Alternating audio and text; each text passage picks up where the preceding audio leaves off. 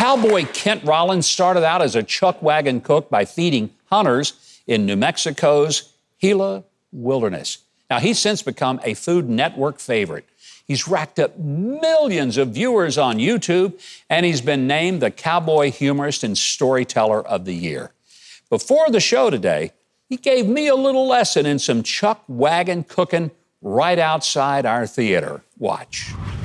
All right, so Kent, what are we making today? Cowboy Sloppy Joes, Governor, and it's so good to be here, my friend. Great having you. This is a meal that when we always started cooking for ranches, Cowboys would request this meal after meal. Can we have this? And we just started out with 2 pounds of ground beef, and I'm gonna move that over where you can stir this stuff in when we get ready. And I like to use 80-20, but me and you were also talking too. Hey, you can throw some deer meat in there that's ground up. It is good. That's why you go deer hunting. That's right. That is right. And we'll start with 1 onion that's diced, and then we're going to put in some mustard, and you can use a spicy mustard if you like. I just like some of all kind.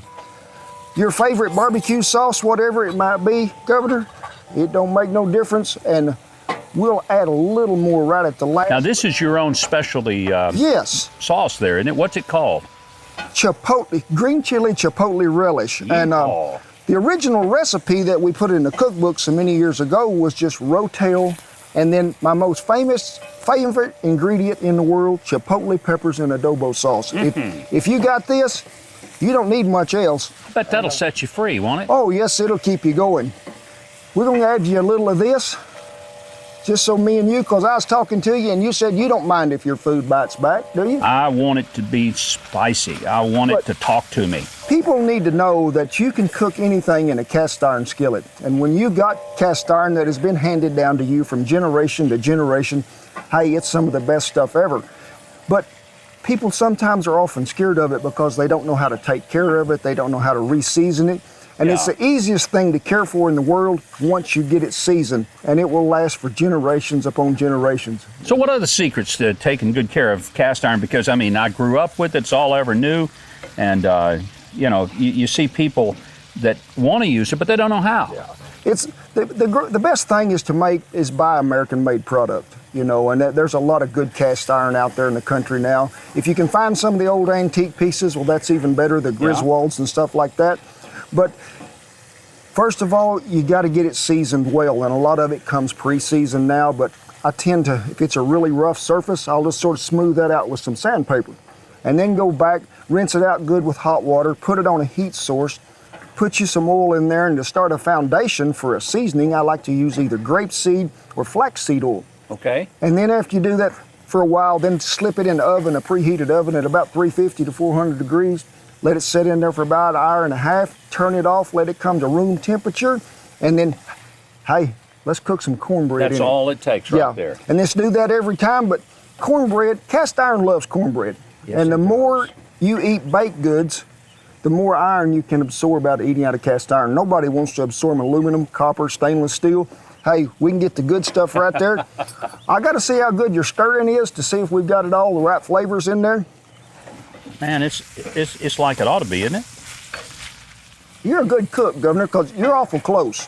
Good. Awful close. Put some more of that we'll get happy juice in there, A little more of that bite to it. Yes, sir. And a little tad of sweet right here at the end, which is brown sugar. You like the way I measure, don't you? I was just thinking about that, because somebody's going to write in and say, now, how much did he use? And I'm going to say, about a dash.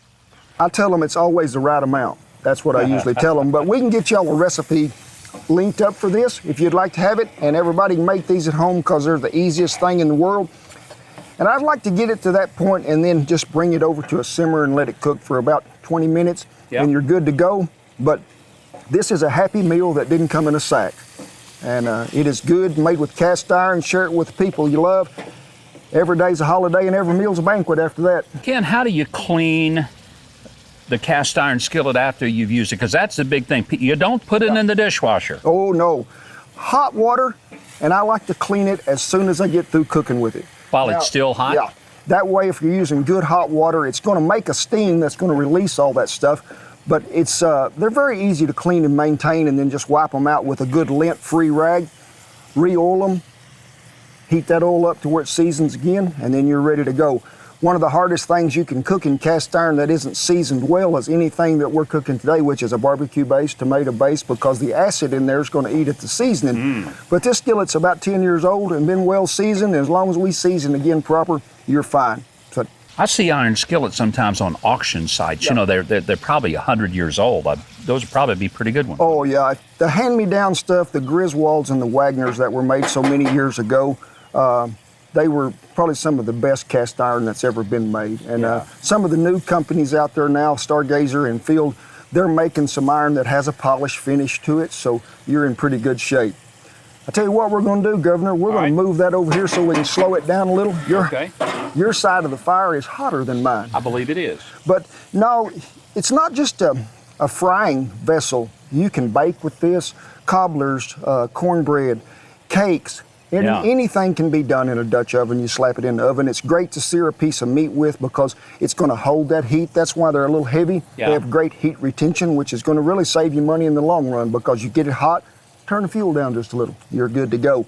So, have you ever had sloppy joes before? Oh, yes, I've had sloppy joes. The Brookwood Elementary School did sloppy joes. Hey. Now, I'm not saying they did it right. I'm just saying they had them. One thing we got to add right here at the last is some cheese. Cheese. Stir it in.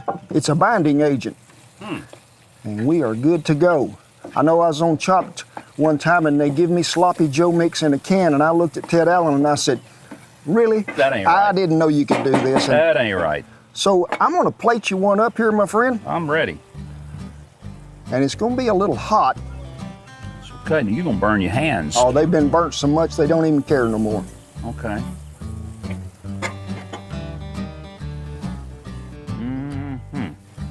We're going to let that cool just a minute, sir. Okay. And I'm going to get me one out of there as well. All right.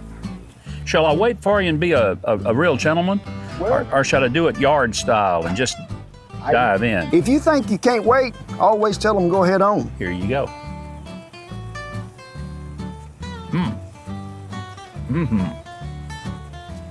I may need a couple more of these. Hey, we got some more buns over there, bro. They're fit to eat. Know what I mean? That's We are really good. fit to eat.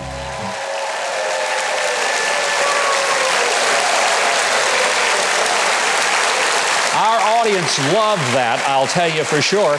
And if you'd like to try out some of that delicious food for yourself and get signed copies of Kent's cookbook called Faith, Family, and the Feast, go to his website. And for another fantastic recipe, check out his YouTube channel, Cowboy Kent Rollins. You'll see the two of us grill up some delicious cowboy steaks.